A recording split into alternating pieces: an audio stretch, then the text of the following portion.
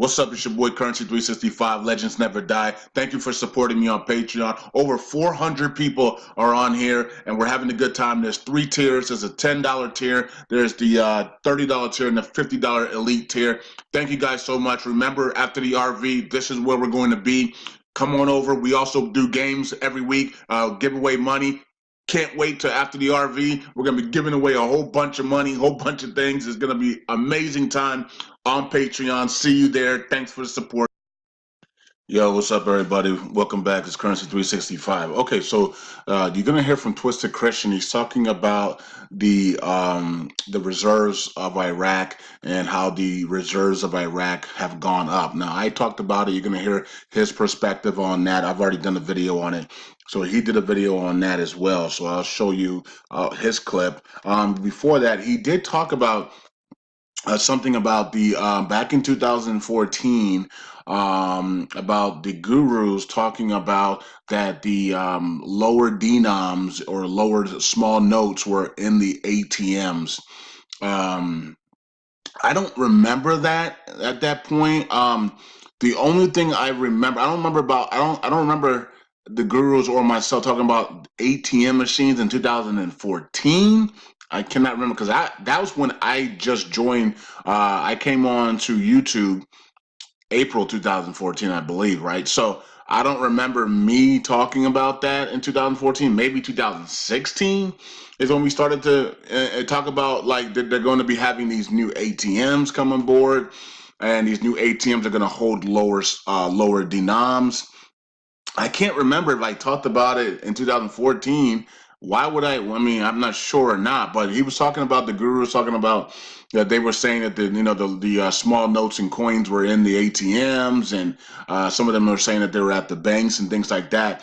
And I'm going to say this. I think the reason why we were talking about that back in 2014, 15, or 16 is because we were getting articles that were hinting that that could be, that the lower small notes, that were printed, could be, could be in the banks or could be in the central bank, ready to go to the banks and things like that. Now, I have no clue why that would have been the case back then, because, like Twisted Christian says in the video, Dash has half of Iraq, right? So why in the world would small notes and coins in a revaluation even be in anybody's mindset and that time frame of having to deal with Dash, right?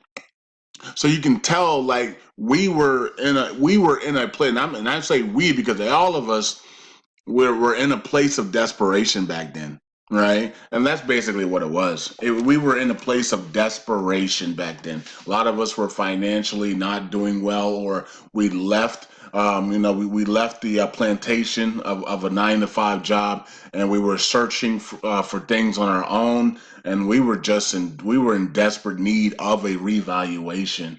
And I think that the dinar community is a lot better now because we have so many people now that are not just focusing on the dinar, but are focusing on actually creating incomes, right? Passive incomes and other sources of income. Some of you guys right now have 9 different income streams because you listen to either me and Twisted Christian and others that brought you different income streams. So you might have passive income, dividend incomes, and things like that. So, and then you also have investments. A lot of you guys have the 4 stocks because you went over to Patreon and you got the 4 stocks. So there's a lot of things that a lot of you guys have now that have not that don't put your mind in that desperate situation any longer. But back then, we were in a different time. We were in desperate situation. Many of us were living paycheck to paycheck and things like that, and just wishing and praying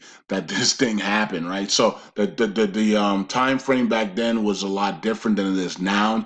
Our minds have changed. We figured out that we can't idolize the dinar, right? It's not our savior, and so a lot of the things that we were saying back then is because we were in desperation, right? And we weren't thinking clearly. So now that we're no longer in desperation and we can think clearly, right? And we know that the dinar is not our savior, right? And we're not going to idolize the dinar either. We know that there's other investments and there's other wells and other things. We can think a lot better, and we can look back and be like, what were we thinking? I mean, Dash is owning half the country, and we got gurus and we got leaders and we got all these people talking about ATM machines and revaluations and the dinar is going to revalue, including myself, right? And so that's because we were that desperate back then. We were trying to find something that could save us financially, and it was bad, man. It was a bad. I mean, our mindsets were bad back then. We were really desperate, man. Okay. So yeah, so that's where that came from, Twisted Christian, if you are wondering. The environment was bad. And so the environment was so bad that we would take stuff like articles hinting about 5 billion dinars, and we would say, "Oh my God, they're going to launch 5 billion dinars for projects, and then they're going to launch 5 billion dinars for something else." And we would take that something else and say that something else is the small notes and coins, and and then so they're going to be sending those to the banks, and they're going to be sending, and then the citizens will be receiving those small notes and coins, and Dash is looking right at us. Right? And so that's how desperate we were. Dash is looking at us, and we're talking about, the central bank putting small notes and coins into the banks and then releasing the small notes and coins for revaluation, and Dash is staring right at us in the face. But we didn't care. We were so desperate, right? And many of the people back then are not with us now. So they have moved on. They've either moved on or they have sold, or they have put it away and they have moved on to something else, right? And they went back to, maybe a lot of them went back to 9 to 5 jobs, and they just try to find something that they can do, right? So a lot of people didn't are not here from that time period of 2014. So a lot of these people that are listening to me right now have no clue about that, Twisted Christian. Okay. So, that's the good thing, right? Because now our mindsets are way different now than it was back then. So, they don't have to hear that bull crap from us, from back then, right? But it is what it is. We said a lot of stupid stuff on the way, where no one's perfect. And but as long as we had good intentions, right? We didn't have the intention to come out and say, okay, we're going to lie to these people today, we're going to lie about this, we just did a deal with the devil, and we're going to just pump the dinar and say the RV is this Friday, every Friday, or the 1-800 numbers is coming out, or go to the redemption center, and use this redemption center, so and give them all your currency, right? Or mail off your currency. We didn't do that, right? So we had good intentions, but our mindsets were corrupt, right? Because we were so desperate and for a revaluation that anything that sound good, we would then take that and then say, it's got to be small notes and coins. It's got to be the lower notes. It's got to be this. It's got to be good for Iraq and the citizens. Yes, yes, yes. Right. So it was a bad time. It was bad, the bad time back then. That time of desperation, and when Dash came into the land, it was really, really tough because you knew in the back of your mind that this thing was gonna be delayed for a long time.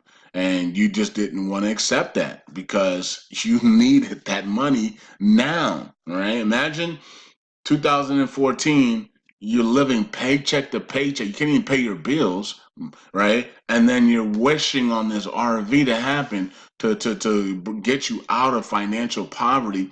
And then Dash is flooded into Iraq, right? And the crazy part is like we knew Maliki was done. This was our time. 2014, this was our time. Maliki was finally out, and a body was going to be put in by America. And this was our time to see the reforms, to see everything go through. And then what Maliki do? Before he leaves, he accepts the orders of Barack Obama, Hussein Obama. We got to say his full name, right? I was, if you guys can't see me, so I was doing a side eye because this man. But you know what? He was used for a purpose. He was used for a purpose, and God is. We just give God the glory. He was used for a purpose to get us where we are right now, and to delay things to where we are right now. Because a lot of you guys would not have. You guys would have missed this investment if Barack Obama and Maliki were not in those positions to delay. He was used for a purpose. So we give God the glory for everything that He does. He's in control. Like the Father is always in control, regardless how it looks. And so, when they flooded Dash in there, man, it took a lot of people's breath away. A lot of people sold their currency and said it's over, right? And so I believe that the new group that's coming is going to give that same reaction to many people that are new or don't know the history of Iraq, right? If the new group comes out and they flood Iraq, right? And they come in and they storm into Iraq and they flood Iraq. It's going to be different this time because the the Peshmerga forces, the international coalition forces, and the army, the Iraqi army forces are not going to lay down their weapons this time. It's going to be an all-out battle, right? So it will be different this time. But if that new group does rush into Iraq, it's people are going to have that feeling that we had in 2014 that don't know the history of Iraq. Okay, I'm not going to have that feeling because I know the history and I know this time will be different. And I've already given you guys at least 3 or 4 different scenarios that the new elites are planning without even having to talk to the new elites because I have the prophetic gifts to do that, right? And so we're gonna watch and see how this all plays out, and I think it's gonna be amazing if they even have the balls to launch the new group in full. Okay, because this time we're sitting there, we're there, so it's kind of like last time we weren't there. We were gone, right? Only a few Americans were in Iraq, right? Maybe 1,000, 1,500, 3,000. Okay, it wasn't many, and so we were gone. Okay, and the Peshmerga forces were in Kurdistan region, and the Iraqi forces were not up to par, right? And so it was a perfect scenario for Maliki to make sure that everything is held up when he leaves office and that he stays in full power and control. And that's what he did. The first thing he did was he put Ali Alak in that central bank government to make sure he controlled the money. Second thing he did was he went with Barack Obama, who gave him the orders to rush in Daesh into his country and tell and then he commanded the army to drop their weapons and run. Okay, so that made sure that he controlled the land and he controlled the money supply and the central bank with Ali Alak. Okay, and then they put in Abdul Abadi. Abadi came in there. I hear what's his name? I hear Abadi or something like that. Whatever his name is, right? Abadi came in, and Abadi knew that. Okay, I can't do the things that I want to do, but he did say that he would die for the reforms, though, right? Because he really thought that he was going to be able to get rid of that proxy government, but he couldn't. He couldn't get rid of it. It was too strong. The proxy government was too strong, and they probably threatened his life, just like they did Abdul Mahdi. Okay. So, anyways, I talked long enough. Here is Twisted Christian talking about the central bank reserves. And you know what? As I just said, I talked too much. Now I'm about to talk again. But it's my video, so I don't really care. All right, I can do what I want. It's my party. Anyways, but the central bank rising their what do you call it, their reserves. I wonder if they have a target for their reserves before they lift the value. I just thought about that. What if the Central Bank of Iraq actually has a number that they want to get to before they lift their value? Okay, so we'll see. Is it 90 cents? Right? 90, is it 90, is it 90 million? Right? So I don't know. Is it 90 million in the central bank? Do they have 90 million or 90 billion or seven? Do they have 87 billion or 87 million? I think it's no, they got 87. They got 87 billion. They got 87 billion dollars in the central bank, I think. I don't want to be misquoting that. Yeah, they got 87 billion. Because remember, we were talking about how they could actually pay their whole entire deficit of the budget with their central bank reserves. So they have 87 billion dollars in the central bank, and they have like 100 tons of gold and other currencies as well. I'm pretty sure they have the other currencies and stuff like that, but and I'm pretty sure that's in the foreign reserves, right? The 87 billion. But they have precious metals as well. They have gold, silver, platinum. I'm pretty sure they have a lot of that, and they have oil reserves for the next 500 years. So, yeah, they could come out at 3 plus. We know that. Foot Forward talked about 3 plus as well. I know that they can come out at 3 plus. I just don't want them to come out at 3 plus. That's the difference, right? It's the difference between knowing they can come out at 3 plus and wanting them to come out at 3 plus is a completely different thing. I don't want them to come out at 3 plus because I know that if they come out at 3 plus, I have to get to the bank as fast as possible because everyone is selling at the same time, and I don't want to do that. I want to relax. I want to enjoy. I want to say thanks. I want to pray. I want to do. I want to be thankful. I want to relax and just be in peace. And then take one or two notes up there and relax and just be because when you panic and stuff, you make a lot of mistakes. You know how you see how people like get it really excited and they just sign on the dotted line with like they're about to get a new car or this and that and they don't even read anything. It's the same thing in Hollywood, right? Where people, they're so excited for a record deal, and they don't read that they're signing their life, they're selling their souls, and and they're worshiping Baphomet, and all the, and they're gonna have to go to the mystery schools, and worship and learn about the secret societies and like they're just signing the deal with Interscope Records, not even realizing that you just signed a 6 album deal and you have to now go to these secret society mystery schools and throw up the Baphomet signs and all these like they don't even read any of this stuff. They're just so happy they just sign. And then they give them a lawyer, they give them a Zionist lawyer who steals all their money, right? You're just so happy that you sign and you got $100,000 check, sign-in bonus, and you're just so happy to be in LA. And then like after the days and days of that goes away, you're like, wait a minute, what did I just do? Right? And so then you're stuck, right? And then you become a nobody because you don't want to perform the rituals, you don't want to do all that stuff, and so you hide. And there's a lot of people that have gone to Hollywood or gone to these record labels, and they look like they had mad potential, but they didn't read the contracts. They didn't read what they were signing, and then they go and hide. And that's why you never hear from them. You're like, what happened to that great singer? What happened to this great singer? They're there, but they're hiding. They don't want to be stars because they didn't read the contracts. And